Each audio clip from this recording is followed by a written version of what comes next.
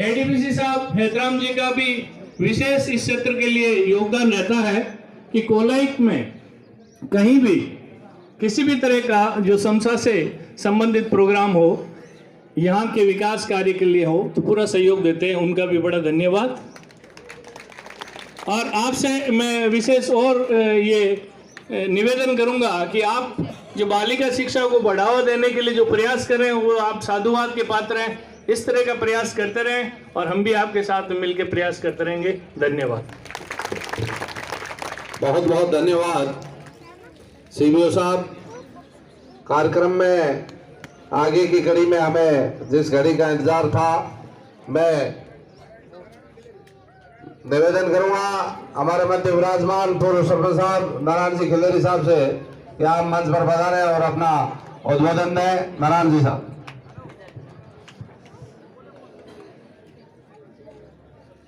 रावल ग्राम पंचायत में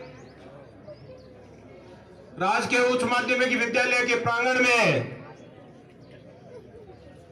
स्कूल के कक्षा कक्षों के निर्माण के उद्घाटन समारोह में पधारे हुए राजस्थान के उच्च शिक्षा मंत्री सम्माननीय श्रीमान भंवर सिंह जी भाटी का मैं राववाड़ा की इन पावन धरा पर हार्दिक अभिनंदन करता हूं एवं स्वागत करता हूं।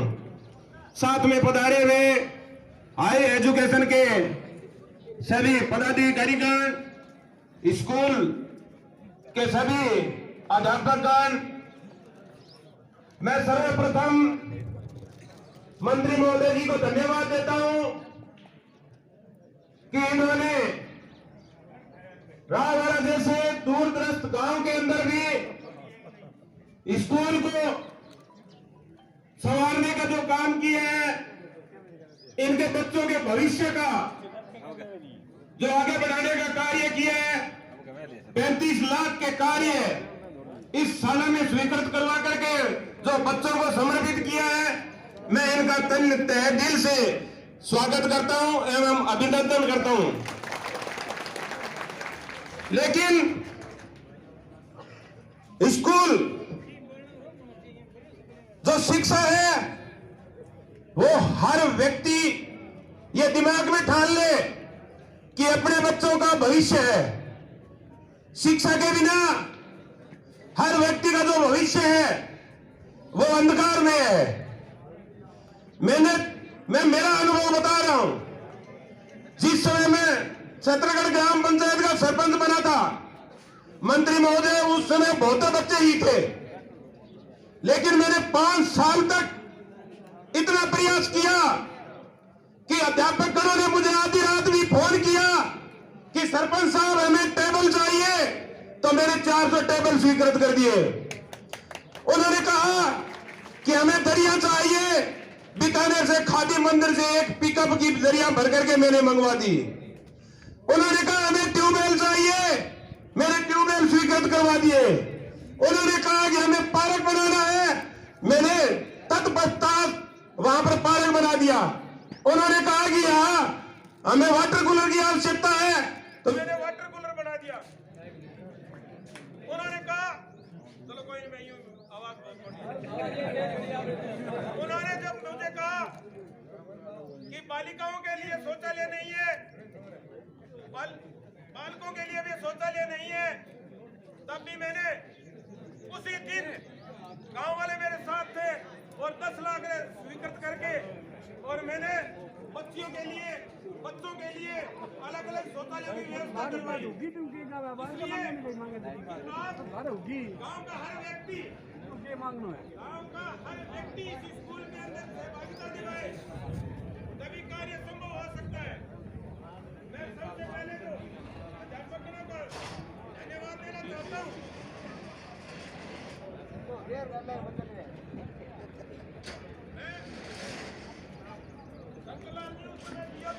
इनका दिखा लियो मैं गालड़ हो रहे क्यों इन पाउडर के को गले दे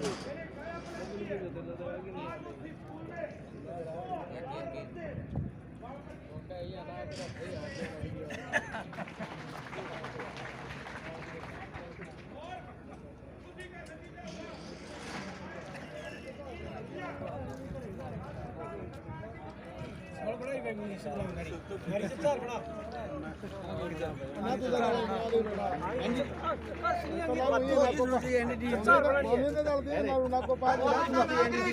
में इस स्कूल के अंदर अध्यापक क्या करते हैं, बच्चे क्या करते हैं? बच्चे पढ़ रहे हैं, घर से टिफिन दे के आपने भेज दिया, बच्चे स्कूल आए या बच्चे बाहर से भी वापिस चले गए, तो इस पर स्टडी आपकी होनी चाहिए, निगरानी आपकी होनी चाहिए, अध्यापकों को आपका आशीर्वाद होना चाहिए। इनके कोई भी पीड़ा हो तो उसमें हर गांव के नागरिक को सम्मिलित होना चाहिए। जय हिंद, जय भारत। बहुत बहुत धन्यवाद खिलेरी साहब को। मेरा आग्रह रहेगा माननीय मंत्री महोदय से, आप स्टेज पर पधारें और अपने उद्बोधन से हमारे विद्यार्थियों को आशीर्वाद प्रदान करें। माननीय मंत्री महोदय।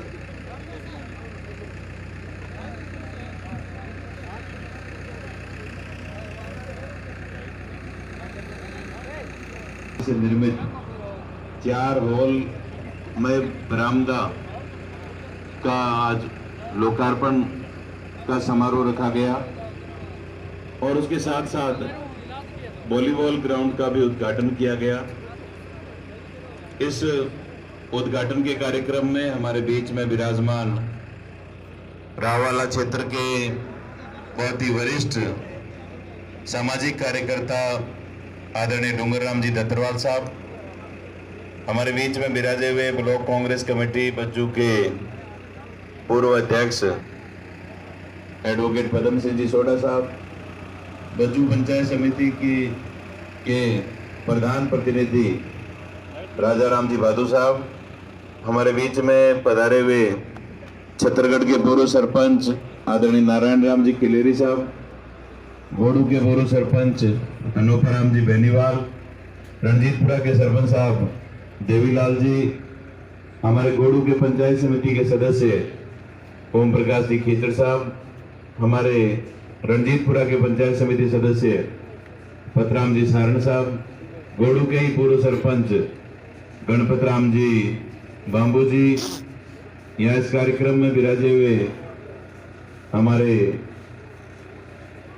एडीपीसी समसा के बहुत ही वरिष्ठ अधिकारी हेतराम जी सारण साहब, हमारे कोलायत के सीबीओ आदरणीय मोल सिंह जी, हमारे स्कूल के प्राचार्य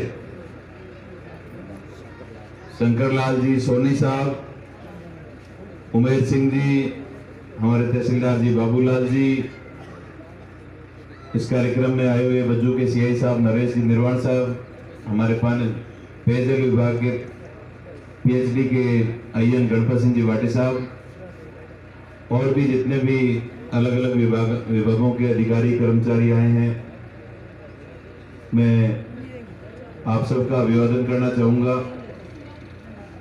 और सबसे महत्वपूर्ण राववाला ग्राम पंचायत के और राववाला के आसपास के क्षेत्र के पधारे हुए बहुत ही मान और सम्मान के योग्य मेरे पिता तुल्य बुजुर्गगण, नौजवान और ऊर्जावान युवा साथियों, और इस विद्यालय में पढ़ने वाले छात्र और छात्राएं, प्यारे बच्चों, प्रेस और मीडिया के साथियों, और इस राववाला स्कूल के और राववाला क्षेत्र के सभी विद्यालयों में कार्यरत शिक्षकगण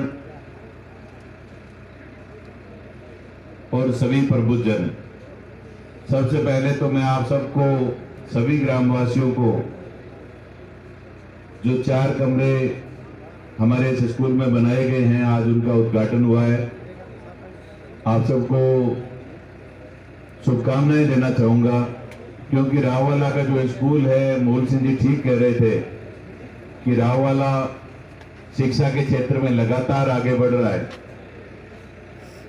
और उसमें बच्चे हमारे तभी पढ़ाई में आगे बढ़ेंगे जब उनके माता पिता ये सोच रखेंगे कि हमें हमारे बच्चों को पढ़ाना है, लिखाना है, कुछ काबिल बनाना है। और इस बात का प्रमाण इसी बात से होता है कि आज राववाला पंचायत के लगभग सभी मैं चेहरे देख रहा हूं कि यहाँ गणमान्य लोग बैठे हुए हैं। और ज्यादातर हम कई प्रोग्रामों में जाता हूं तो सिर्फ बच्चे ही बच्चे होते हैं, गांव के लोग बहुत कम होते हैं। लेकिन आप सब लोग इतनी बड़ी संख्या में आए हैं तो मैं आप सभी ग्रामवासियों को धन्यवाद देना चाहूँगा कि हमारे बच्चे क्या पढ़ रहे हैं स्कूल में, कितना पढ़ रहे हैं, स्कूल जा रहे हैं, नहीं जा रहे हैं, इन सब बातों का हमें ध्यान रखना बहुत ही ज़्यादा ज़रूरी है। और मैं समझता हूँ कि आप एक सजग पेरेंट्स हैं, एक जागरूक जो अभिभावक हैं, उसकी भूमिका आप बहुत ही अच्छे तरीके से निभा रहे हैं।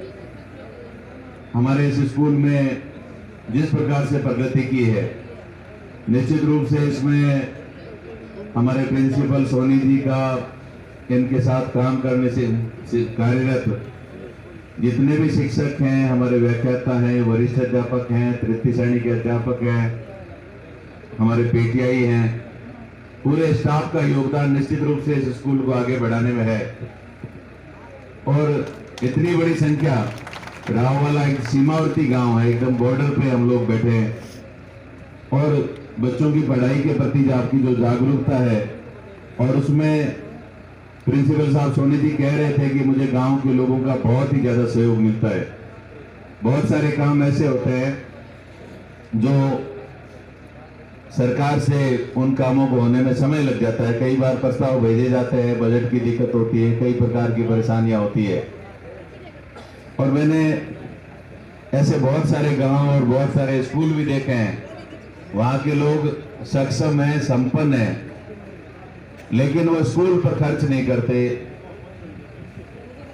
मेरा आप सभी ग्रामवासियों से निवेदन रहेगा कि सरकार की तरफ से इस विद्यालय के विकास के लिए धन की कोई कमी नहीं आने दी जाएगी, लेकिन उसके साथ साथ आम जन का सहयोग जरूरी है। तत्काल कोई भी फर्नीचर की आवश्यकता हो, पानी की टंकी की आवश्यकता हो, छोटे मोटे पाइप की आवश्यकता हो, या ऐसी बहुत सारी आवश्यकताएं हैं जिनका सरकारी बजट नहीं होता है, तो वो काम हमें गांव वालों को करने चाहिए।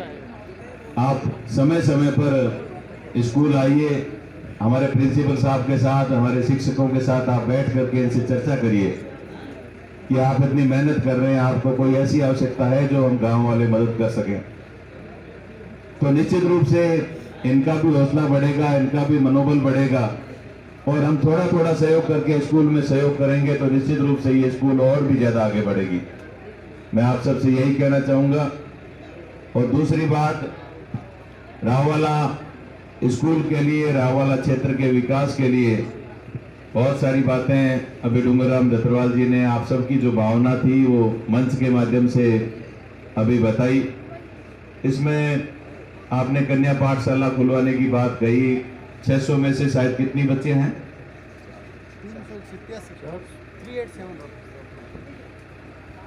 600 यहाँ बच्चे हैं, उनमें से करीब 380 बच्चियां हैं।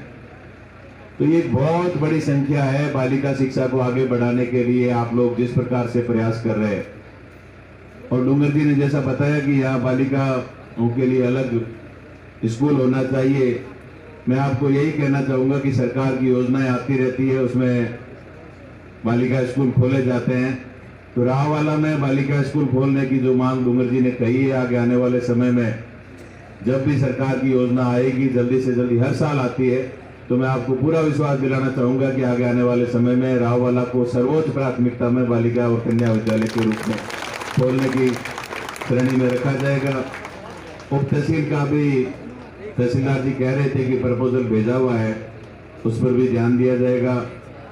बैंक की, पीएससी की, ये तमाम जो मांगे आपने रखी है, मैं आपका क्षेत्र का विधायक होने के नाते, आपका प्रतिनिधि होने के नाते मैं आपको यही कहना चाहूँगा कि इन तमाम मांगों को पर बहुत ही गंभीरता से, क्योंकि बहुत लंबा चौड़ा क्षेत्र है, करीब 80-85 पंचायतें हैं, लेकिन मैं पूरा प्रयास करता हूं कि मेरे विधानसभा क्षेत्र की हर पंचायत में एक दो ऐसे काम हो जो जरूरी हो।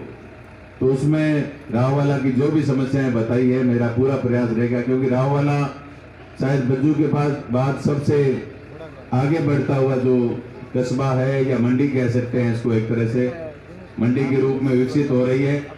तो इस गांव के विकास के लिए सरकार की तरफ से भी आपने जो बातें कही है उसमें बहुत ही ज्यादा ध्यान दिया जाएगा। और मैं तहसीलदार जी को कहना चाहूंगा कि मंडी की घोषणा हमने राववाला में और जज्जू में दो मंडियों की घोषणा हमने 2-2.5 साल पहले करवा दी, लेकिन जब तक मंडी नहीं बनती है तब तक वो सिर्फ घोषणा ही रह जाती है। तो मैं डूंगर जी आपसे भी कहना चाहूंगा कि आप मंडी के सेक्रेटरी से दोबारा मिलो, और तहसीलदार जी से मैं कहना चाहूंगा कि आने वाले 5-7 दिनों के अंदर अंदर आप आकर के कोई जमीन दे करके गांव वालों की राय से, और मंडी के लिए आप जगह तय कर दो। बज्जू मंडी वाले और बीकानेर मंडी वाले ये कह रहे हैं कि आप जगह तय कर दो, हम दूसरे दिन ही हम काम शुरू कर देंगे। तो जल्दी से जगह तय है तो जगह उसको कटवाने की कार्रवाई तहसीलदार जी कर दो, ताकि इस मंडी के निर्माण का काम हो जाए और बहुत ही जल्दी है उस मंडी के उद्घाटन के लिए फिर आपके बीच में आए। मैं यही कहना चाहूँगा। और तेलों पर पानी की समस्या है, बसंतपुर और बुरासर नहर को एक ही वैरायटी में चलाने की बात कही है, इस पर भी बात की जाएगी। 12वीं का बोर्ड का जो केंद्र है, मैंने अभी मूल सिंह जी को, सीबीओ साहब को भी कहा है, हेतराम जी को भी कहना चाहूंगा कि आप हर हालत में राववाला का 12वीं का बोर्ड का सेंटर इस साल होना चाहिए। ये मैं पूरे गांव वालों को विश्वास दिला करके जा रहा हूं, और ये आपकी जिम्मेदारी रहेगी मूल सिंह जी की और हेतराम जी की, कि आप दोनों मिल करके कहीं मेरी कहीं भी आवश्यकता हो, मुझे कहीं भी फोन करना हो, बोर्ड के जो चेयरमैन है डीपी जारोली जी, मैं उनसे भी बात कर सकता हूं। लेकिन ये बोर्ड का सेंटर इस बार 12वीं का हमारे इस गांव में होना चाहिए, मैं आपको ये कहना चाहूँगा। और फर्नीचर की बात कही है तो डूंगर जी, कोरोना से पहले आपने मुझे 1,30,000 रुपये का शायद एस्टीमेट बना के दिया था। अभी 65,000 का तो आपने फर्नीचर खरीद लिया था, और बाद में कोरोना की वजह से एमएलए कोटा को पूरा का पूरा कोविड में दे दिया था। अब शायद मार्च के बाद दोबारा एमएलए कोटा आधा हमारे को देंगे। तो उसमें इस राववाला के इस स्कूल के विकास के लिए 1 लाख, 2 लाख, 3, 5 जितने भी आपको चाहिए किसी भी कार्य के लिए, दरी के लिए, हमारे फर्नीचर के लिए, या छोटे मोटी कोई पानी की व्यवस्था के लिए, नारायण जी ने तो सारी गिना दी, बहुत सारे काम है जो इन्होंने कर दिए। तो कुछ सरपंच साहब से कराएंगे, कुछ पंचायत समिति से हम लेंगे, लेकिन मेरे एमएलए कोटे से मैं 5 लाख रुपए की आज आप सबके सामने घोषणा करता हूं कि आप 5 लाख रुपए का बजट बना करके और एस्टीमेट बना करके 1 अप्रैल को डूंगर जी आप भिजवा देना प्रिंसिपल साहब के माध्यम से, तो उसकी तत्काल स्वीकृति जारी कर दी जाएगी। और उसके साथ साथ मैं ये कहना चाहूँगा कि इस विद्यालय में मुझे आकर बहुत ही अच्छा लगा कि इस विद्यालय के तमाम जो शिक्षक हैं, हमारे प्राचार्य जी हैं, वो बहुत ही मन लगा करके इस विद्यालय को आगे बढ़ाने के लिए, हमारे विद्यार्थियों को शिक्षा देने के लिए बहुत ही अच्छा प्रयास कर रहे हैं। मैंने देखा अभी कि आपका जो स्माइल प्रोग्राम है वो पूरा बहुत ही अच्छे तरीके से चल रहा है। ऑनलाइन टीचिंग का भी आपने बहुत ही अच्छा कार्य, आपने कोरोना के दौरान भी बच्चों को ऑनलाइन माध्यम से, मोबाइल के माध्यम से बच्चों को जोड़े रखा। और विशेष बात इस स्कूल की यह है कि इस विद्यालय का जो परीक्षा परिणाम है वो भी 95% रहा है। तो उसके लिए आप निश्चित रूप से विद्यालय का पूरा स्टाफ बधाई का पात्र है, और मैं तमाम शिक्षकों को बधाई देना चाहूँगा। और जैसा प्राचार्य जी ने कहा कि अगली बार हमारा टारगेट है कि 100% हम रिजल्ट को लेकर के आएँ, तो निश्चित रूप से हम आपके कार्य की सराहना करते हैं, और आप इसी तरह से ये कार्य करें जिससे कि हमारा जो ये बॉर्डर का क्षेत्र है, जो शिक्षा के मामले में बहुत ही पिछड़ा हुआ क्षेत्र है, मैं कहना चाहूँगा एजुकेशन में हम बहुत पीछे हैं, लेकिन हमें अब आगे जाना है। मुझे उस शिक्षा विभाग की जिम्मेदारी दी गई, आपने मुझे 2 बार विधायक बनाया, तो 2018 तक कोलायत विधानसभा क्षेत्र में एक भी सरकारी कॉलेज नहीं था। मुझे कोलायत कॉलेज के विभाग का मंत्री बनाया गया, तो कोलायत में, बज्जू में और देशनोक में तीनों जगह सरकारी कॉलेज खोल दिए गए पिछले 2 सालों में। तो निश्चित रूप से धीरे धीरे डूंगर जी कॉलेज की रावला की भी बात कर रहे हैं, धीरे धीरे वो भी होगा कि कॉलेज तो पूरी तहसील में ही नहीं होता है, एक ही तहसील में 3 कॉलेज खुले हैं।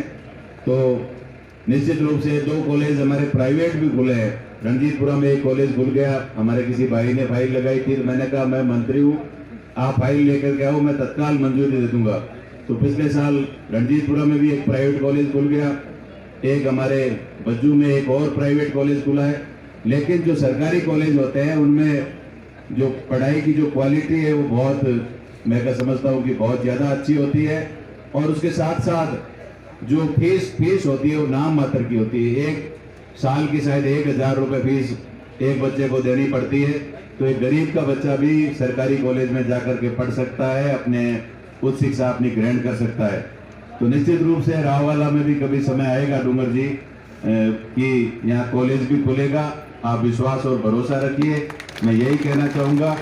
और दूसरा, एनसीसी की बात अभी की जा रही थी, तो मैंने एनसीसी के अधिकारियों से कई बार बात की कि हमारे बॉर्डर पर जो लोग रहते हैं, सीमावर्ती क्षेत्र के जो लोग हैं, जिनको हमेशा बॉर्डर पर रहने वाले लोगों को कभी भी बॉर्डर पर जो गतिविधियां होती है, जिस प्रकार का खतरा बना रहता है, तो हमारे जो विद्यार्थी बचपन से ही सेना की ट्रेनिंग ले लेंगे तो निश्चित रूप से उन विद्यार्थियों का एक मनोबल बढ़ेगा, एक सेना के प्रति रुचि बढ़ेगी।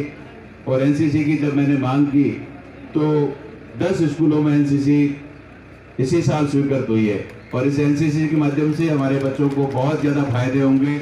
उसमें राववाला है, गज्जेवाला है, गोड़ू है, रणजीतपुरा है, मिठड़िया है, सेवड़ा, गोकुल, फुलासर और गोगड़िया वाला, ये हमारे बॉर्डर की 10 स्कूलों में, पंचायतों में एनसीसी की अगले साल से शुरू कर दी जाएगी। इसका लाभ भी हमारे विद्यार्थियों को होगा। मैं पुनः आप सभी का, सभी ग्रामवासियों का दिल की गहराइयों से आभार प्रकट करना चाहूँगा, और आप सबको विश्वास दिलाना चाहूँगा कि राजस्थान में कांग्रेस की सरकार है, राजस्थान के मुख्यमंत्री अशोक गहलोत जी हैं, जो खुद एक संवेदनशील मुख्यमंत्री है, और हमेशा उन्होंने गरीब और एक जरूरतमंद व्यक्ति के लिए हमेशा उन्होंने काम किया है, जब भी वो मुख्यमंत्री रहे हैं।